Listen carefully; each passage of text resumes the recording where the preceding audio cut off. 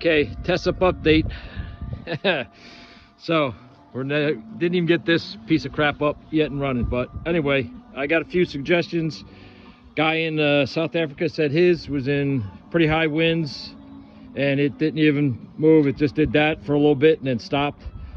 We believe that the arms on these are not out far enough. So what he did was took his every other blade and attached it to here, giving the arm that much more. Then he said it actually spun freely.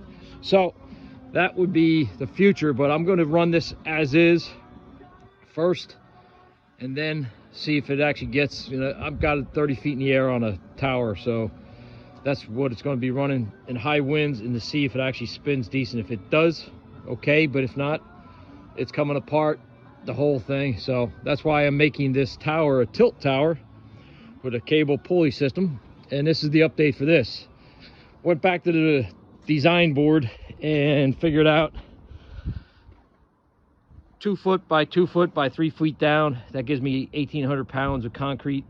I am going to drill into the side down here in this area right here, drill and put J-bolts, which are going to be these J-bolts, not the 1 inch. These are coming out of the concrete.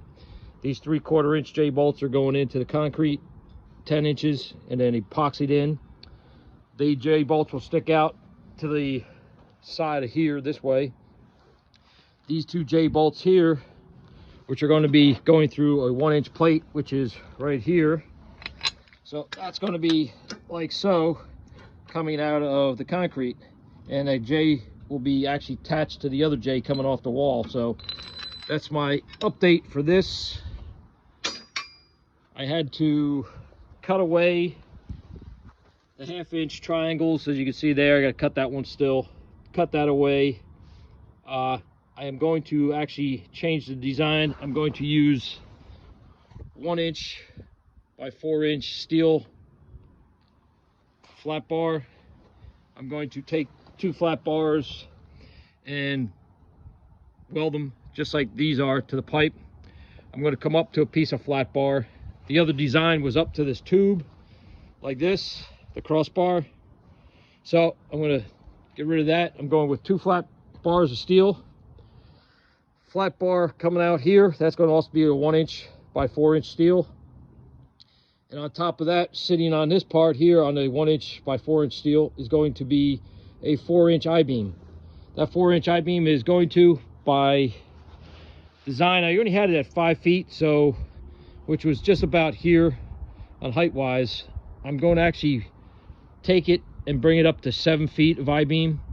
One of the guys out there, suggested that because the angle from my puller, which is right here, which also I'm going to put solid bar inside here, so this thing isn't a weak point by chance when I get up there. So this right here was up 5 feet like so, and then going out to the tip of the thing. So to increase the angle and get a little bit more, I'm going 2 feet higher, going up there to increase the angle so it's not as much stress on it and gives me more leverage.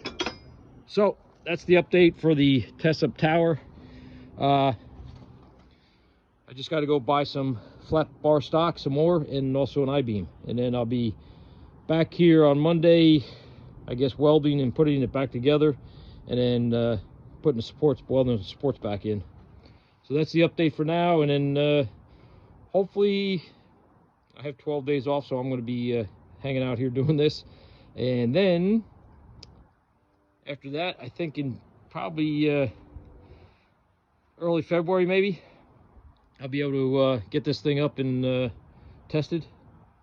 So I'll keep you posted on the rest with the wind turbine.